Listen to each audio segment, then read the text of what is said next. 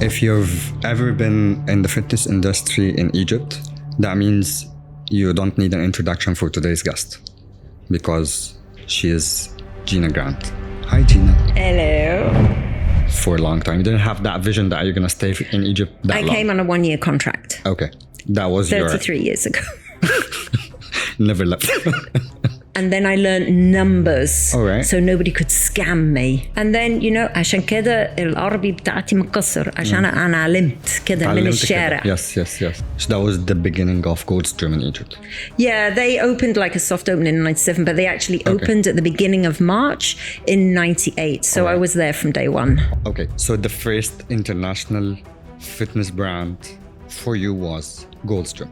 Yeah, Gold's Gym Egypt. You want to get certified in X, and you can do that now online with a virtual but it costs you the same amount of money as it does somebody living in Europe. Okay, so you pick whatever you like from the culture and just use it. And like the way I drive. Yeah. I don't drive. So you drive as an Egyptian now? No. I don't drive as an Egyptian. Okay. But طبعا, I can't drive as English. Yeah, of course. I will cause too many accidents. To drive. Yeah, of course. However, I do think that there should be some standards because there are also places that have got like 50 people in a class and there's one coach. Right. I'm sorry. No, that you cannot keep your eye on 50 people because 49 of them are doing it wrong. True. So there needs to be some standards in that kind of thing. The way I look has never, ever been my number one priority. The way I move, the way I feel, my stats, my resting heart rate, my blood pressure, my heart rate variability, my bone density, those things are the things that matter to me. If you've ever been in the fitness industry in Egypt, that means you don't need an introduction for today's guest because she is Gina Grant. Hi, Gina. Hello. Hi. That's very kind of you. Thank you. How are you? I'm good. I'm fantastic. Thank you very much. Yes. We're having the same couch talk as we usually do. I just went back 10 years. Exactly. But just on camera this time. Yeah. Yes. So how's Egypt? How's Egypt as an expat? As an expat. Okay, so this is very interesting for me. I came to Egypt in 1992, the end of, so, and I came with a British company working with an Egyptian company, and I worked for them for a year, and then I decided to stay independently in Egypt. So I don't consider myself an expat because I think that if you're embedded into the culture and you live as you live. I'm not living, I never came to Egypt with like a package, like a little manual that if you come with a specific, an oil company or I don't know, whatever company, that you get this little manual about this is how you do it. And this is what, no, I never had that. I just learned as I went along, really. Trial and error after error until, this is how we do it here. But I can honestly say I've never felt like an expat. And one of the reasons that I really know that is because for about a month, 6 weeks, through a mutual friend of somebody else, I kind of got pulled a little bit into the real expat community. Okay. And I really didn't like it. So I exited and never went back. So first, you don't see yourself as an expat at all? No, I see myself as a Brit. Yeah. Living in Egypt, but my kids are Egyptian. Yeah. Not just because باباهم مصري. لا عشان هم عايشين هنا. They were born and brought up and bred here.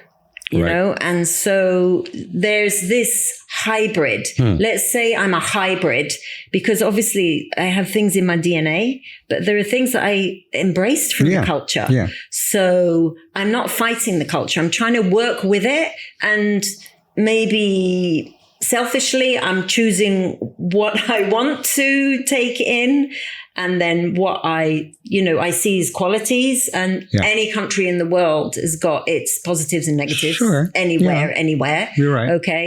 So I consider, يعني على نفسي, I'm in a very fortunate position that I can decide, if you like, to a degree. Okay, ده عجبني أنا أخذ ده. يعني ده ما عجبنيش, so I will not كده. Okay, so you pick whatever you like from the culture and just use it. And like the way I drive. Yeah. I don't drive. So you drive as an Egyptian now? No. I don't drive as an Egyptian. Okay. But طبعا I can't drive as English. Yeah, of course. I will cause too many accidents. Yeah, of course. I drive somewhere in the middle. Okay. I use my indicator. So that's not Egyptian. But, I understand that I'm not always going to be able to overtake on what should be the correct side of the road. I'm going to have to go on the... Okay. All right. You didn't even felt an expat even with the language barrier at first? Because now we speak most of the words or the sentences that you need in Arabic. But in the past, when you first came, you was not speaking Arabic. لا, but على فكرة, in the first year that I was in Egypt, I was in Upper Egypt. I was working in tourism. Okay. Everybody spoke English because there was so many nationalities. All right. It was a common language. Okay. So you didn't face any... So, yeah. All right. Then I came to Cairo and I'm like, holy crap. I need to do something about this. So I just I need to learn some words. Yeah. So I learned words. And then I learned numbers. All right. So nobody could scam me. All right. Right? Like the fakahani and the khudri. I just need to know what that means and how to say it. And then, عشان كده العربي بتاعتي مقصر. عشان أنا علمت كده من الشارع. Yes. And I didn't take دروس أو ولا حاجة. عشان كده بكلم. So language, you didn't have any issues at first. You don't consider yourself an expat. You didn't face any issues with the country at first when you joined. I can't say Malish, sorry to interrupt you. I can't say I didn't have any issues with the language, but I realized that if I didn't, because I wasn't into the expat community where Arabic wouldn't be an issue. Yeah. Right? Yeah. That if then, okay. But you have to also understand that I had lived overseas for 5 years at that point. Yeah. So I had a smattering of Spanish, small amount. I spoke okay Greek. Okay. Very, very, very okay. To the extent that I can, kalimera, kalispera, that's about it now. Okay. Right? Okay. But I had, I knew that, this is what it's like to live. And if I'm going to live here, and I didn't know at that point how long, but I did know that if this is where I was going to be for at least now, then I needed to wise up. And so I learned some words, and, by that time I realized I was going to stay, I was going to live here. Okay. And so at first you didn't decide to stay in Egypt for a long time. You didn't have that vision that you're going to stay in Egypt that long. I came on a 1-year contract. Okay. That was 33 years ago. Never left. It's a long 1 year. A long one. Yeah. So. Okay. So I'm not going to ask you what brings you to Egypt, what brought you to Egypt at first, because you already just explained that. But what brought you to the fitness industry? So that was, back when I used to teach aerobics. I'm talking Jane Fonda aerobics. Okay. In the 80s. Okay. When I was in college. All right. That's in England. In the UK. In England. Okay. So then when fast forward, a few years, and then I was living here. I'd had a couple of kids, and I was like, I need to move. I need to, So I started going to a studio where I was living over in Heliopolis. Okay. And then it was like, yeah, I need to do something here. I can't just hang out now. I obviously quit my job from what I was doing to stay in Egypt because I was given an ultimatum. So I was like, okay, I'm going to stay in Egypt. And then it was like, okay, so I decided to take class. I went back and I'm like, yeah, I can do that. So I got certified, and then Gold's Gym were coming. There was an advert in Al Ahram, and it was like, I called them up. Yeah. Somebody came and saw me teach, because by that time I was teaching in a studio in Heliopolis, and I got recruited. Which year was that? That was at the beginning of 1998. 98. So that was the beginning of Gold's Gym in Egypt.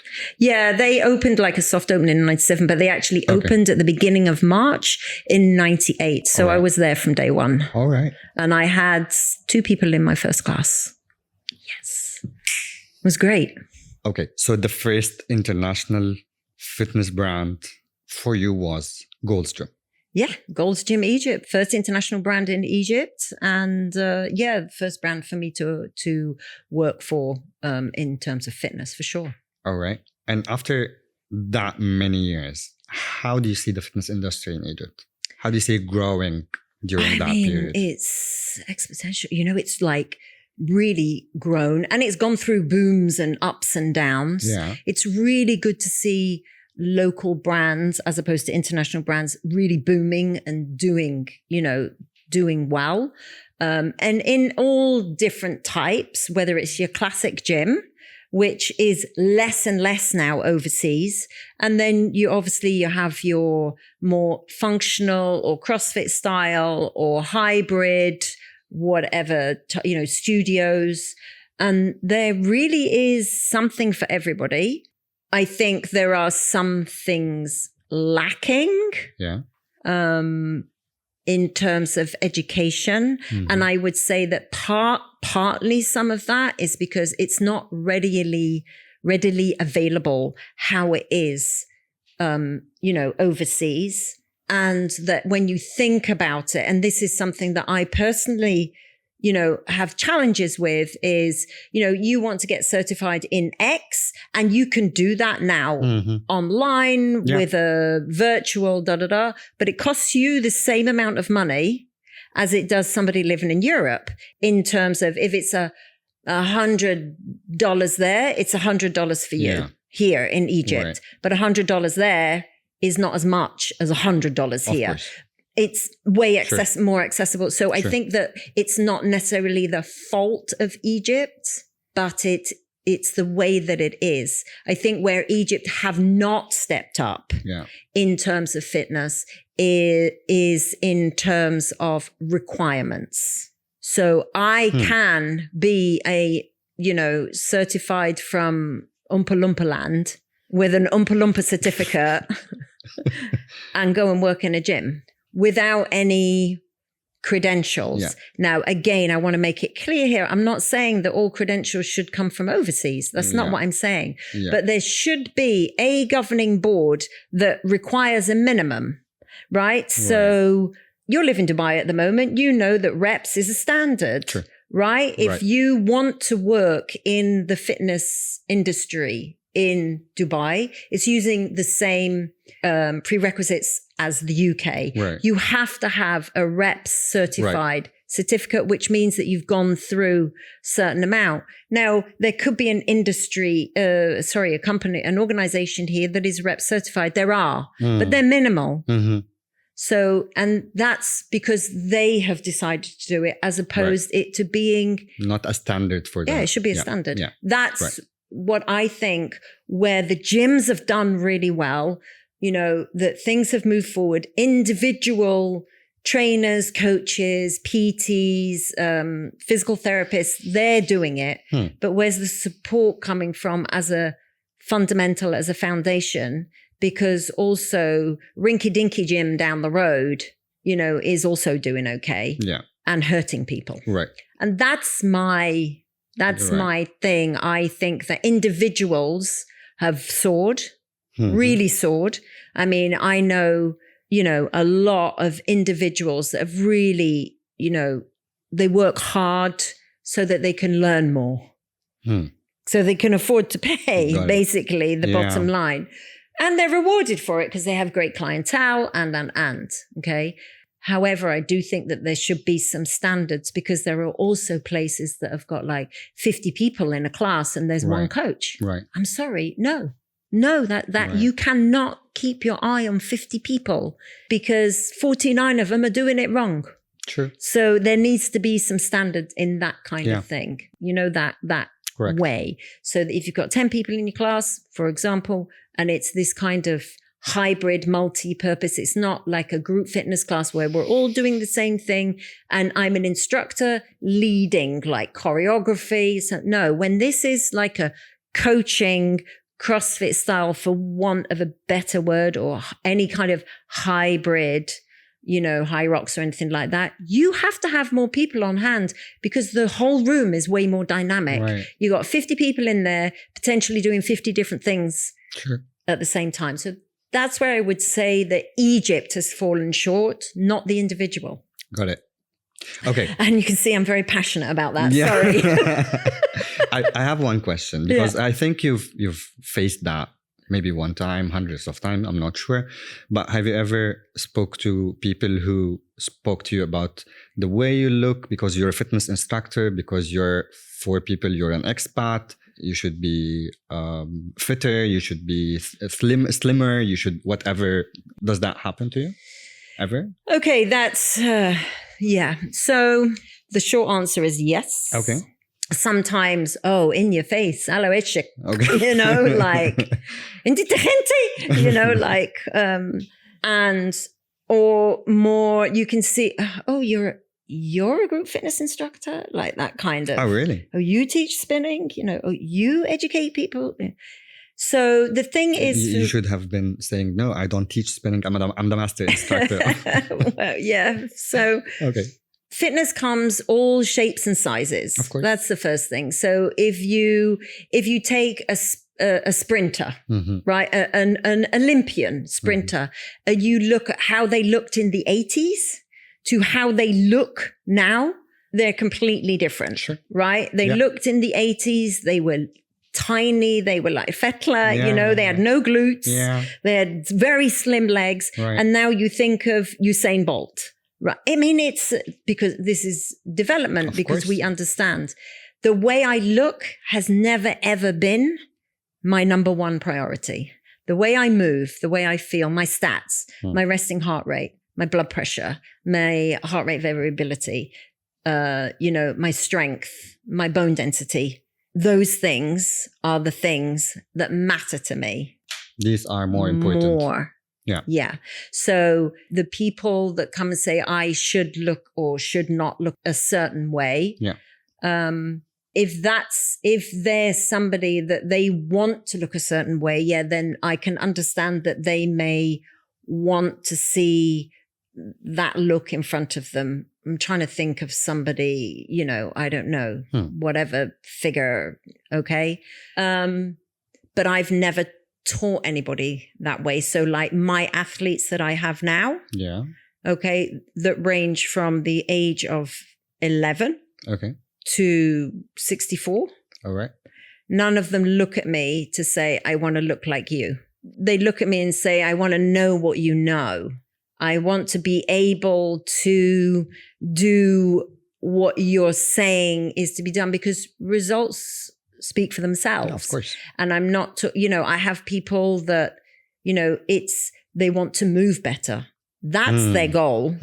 And weight loss, fat loss is a la gambe. Yeah. I have people that got a beautiful physique, but they want to increase their performance. Yeah.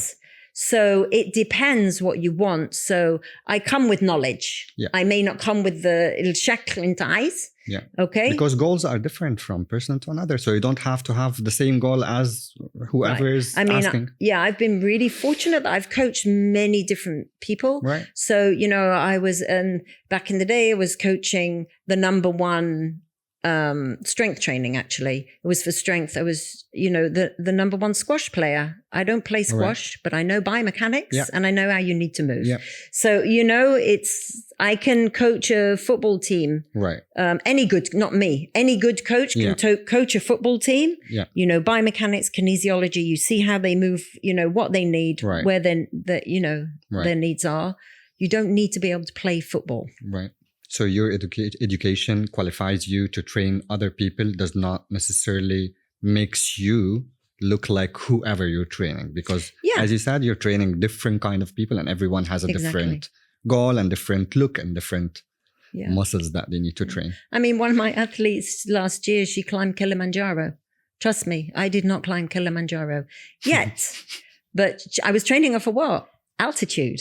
Oh. That she could tolerate the altitude, because in Egypt, it's like 20, if you're in Cairo, it's like 20 meters above sea level and you're going up to almost close to 6,000. Yeah. So the altitude sickness is common, and that will be what stops you getting to the end. So, I was able to train her for that, but I didn't yet climb Kilimanjaro yet. We'll see. Okay, that is taking me now to what are you doing now? What am I doing now? Well, now I love it because I'm able to focus on some education. All right. Okay.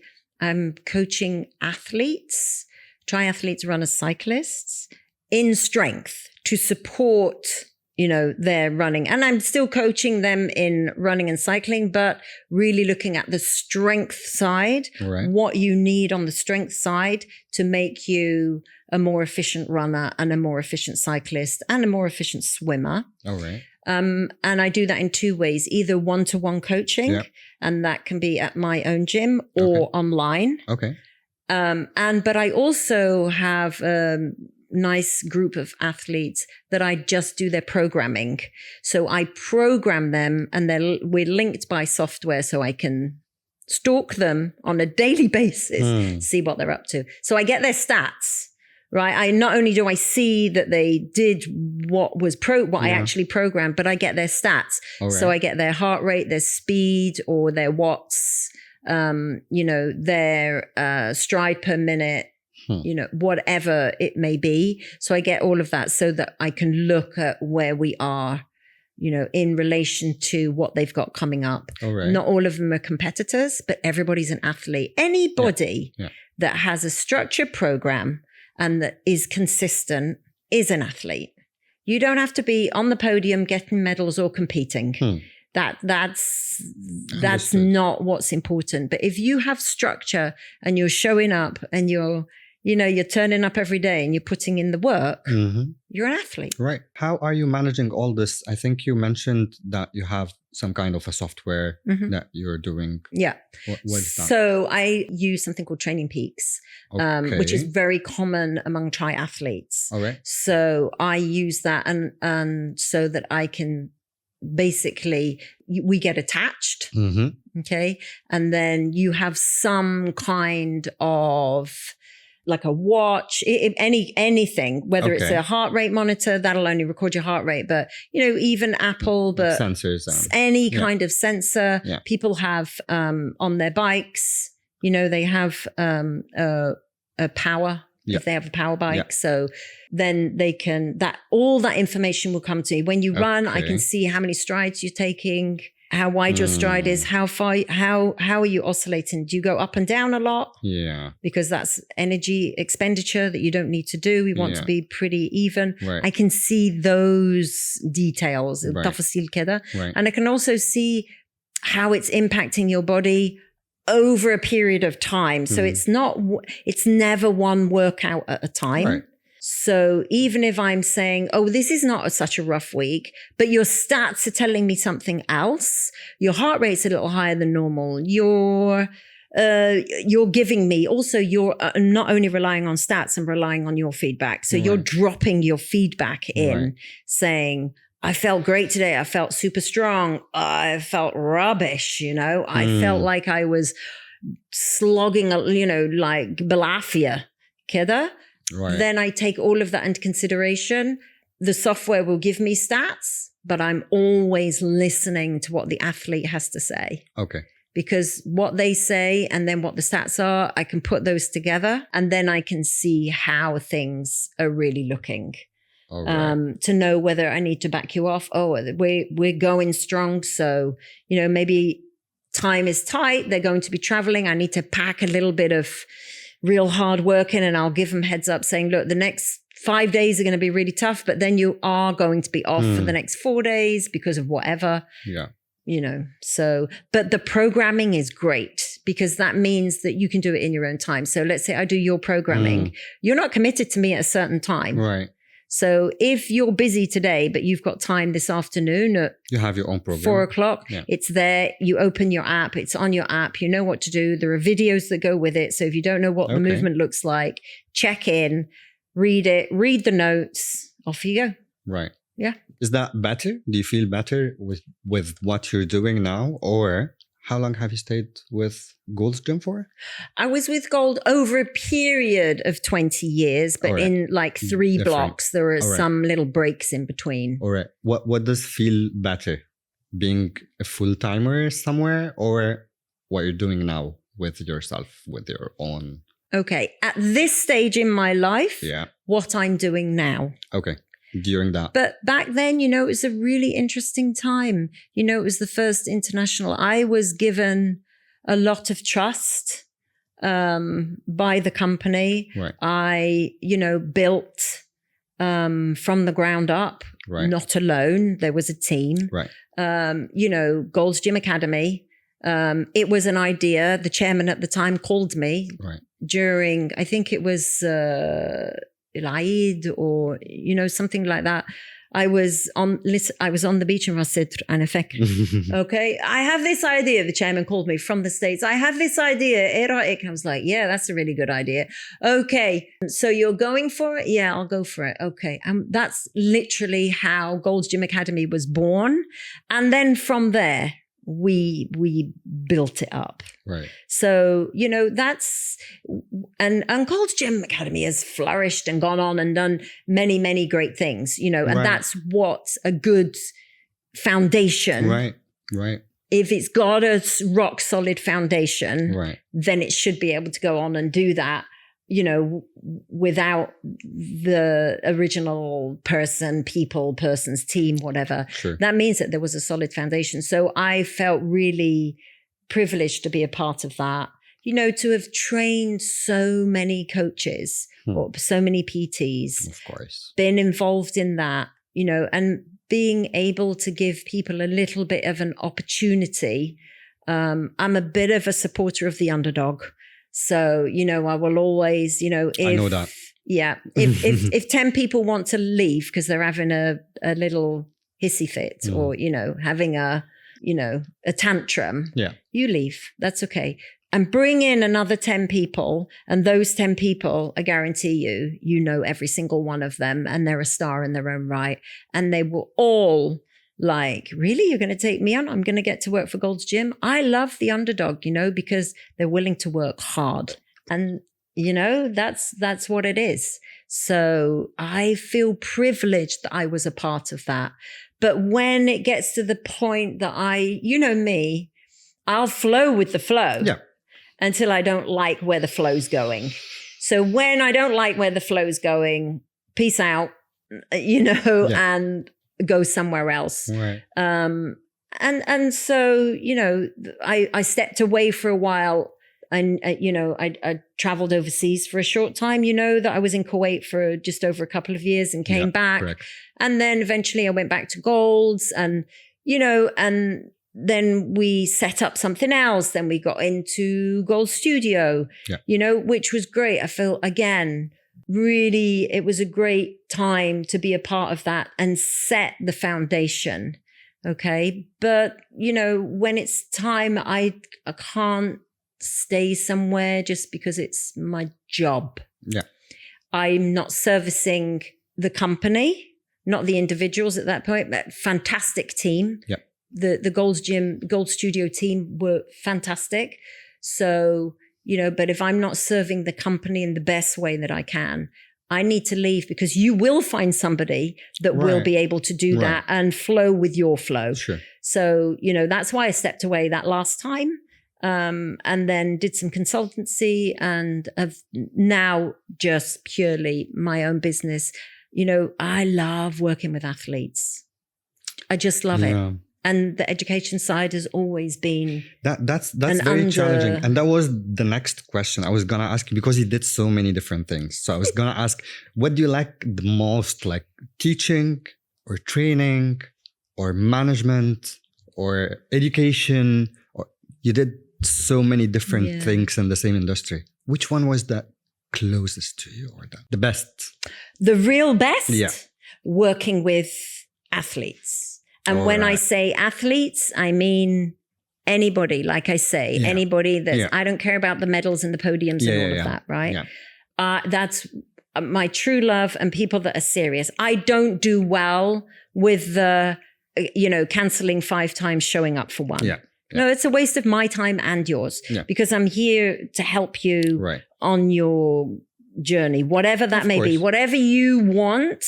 I'm willing to help you get there within a reasonable, time, but I don't do well with the in and out and not committed. But the people that are committed, if you can commit twice a week, I'm good. I don't need you to come see me 5 times a week. But if you can commit to twice a week and you're with that I love that. Right. The second thing really close to me is the education. Oh, right. So, but the all my athletes, clients, whatever you want to call them, they all get education. Yeah, of course. Because I can't not tell you why. Yeah. And obviously, I have to explain. But different ones will get more information or less according to, to the responses exactly. Yeah, right. But we're doing this today because I see that you're stuck in whatever. So we're going to do a bit of this. Yeah. Not just do this, but why? The why is big. Yeah.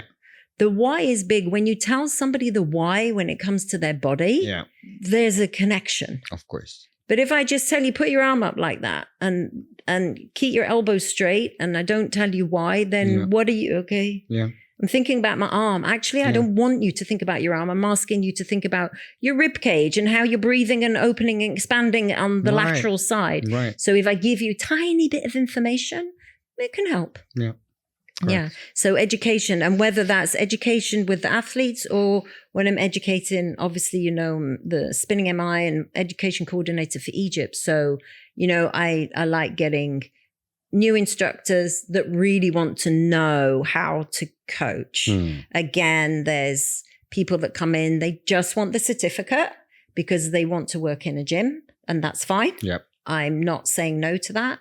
But the few that come through because they really do want to teach a great session, a great training moment, as opposed to just a yalla, let's go and sweat. Yeah. And there's nothing wrong with that. And if that's what you like, there's a place for everything, right?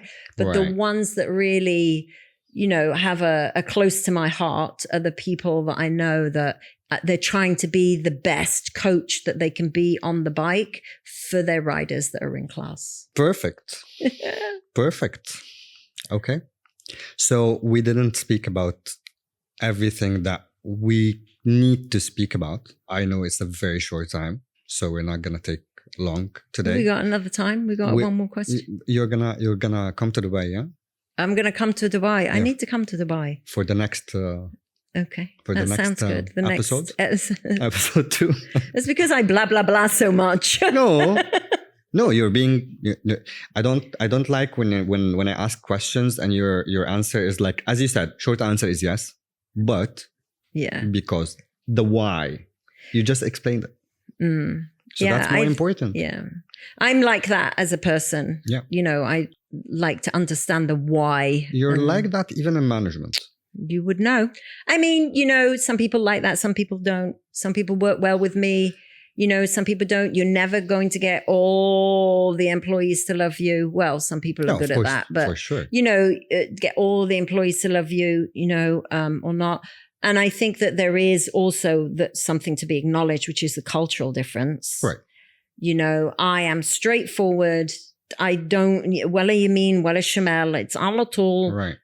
عايزاك تعمل كذا. Can you? ولا لأ. Don't tell me And then هو لأ. if it's not. Yeah. If it is, it is. Right. And if it's, I'm not sure, I might need help, amazing. Yeah. But don't tell me you can and it will be done by tomorrow at 2. And then tomorrow at 2, boof, you're like Puff the Magic Dragon and I don't know where you are.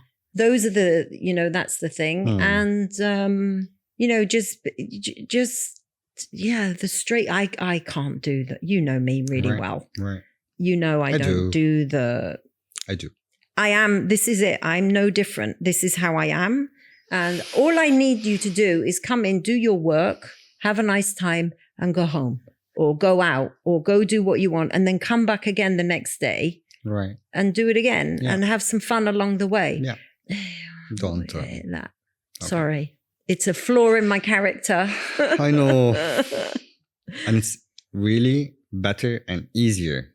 Communication is to be straightforward, be right, say whatever you want. If you don't know, say I don't know, which is much better. Yeah. But we live and learn, right? So when is our next episode? I don't know. When are you? I'm going to Malta at the end of this month. I have a big spinning. Well, I don't. All right. That's great. I'm not running the event. Yeah. Somebody else, another MI is running in the event. And there's going to be about 10 of us on this event. All right. So that's going to be exciting. That's on the island, Gozo. So I'll be there at the end of the month until the beginning of July. After July, through to August. In September, my daughter's getting married. You won't see me. All right. Congratulations. Thank you. She's getting married here. Here? In Suma Bay. Yeah. All right. She lives in the UK and her husband is a Brit. Okay. British Irish actually. Yeah. But they're getting married in Suma Bay. So September is done. Perfect. So it's إما قبل سبتمبر أو بعد سبتمبر. Okay. Or I will come in the wedding and podcast. Wedding. Amazing. Yeah. Should get some good views. Right. Suma Bay. Thank you, Gina. Pleasure, Thank you for Diamond. today. It was really amazing seeing you. However, it's not enough. We usually spend more time, but I know this is a very short notice. But and I owe you a coffee. Thank you. Okay. See you again. See you again.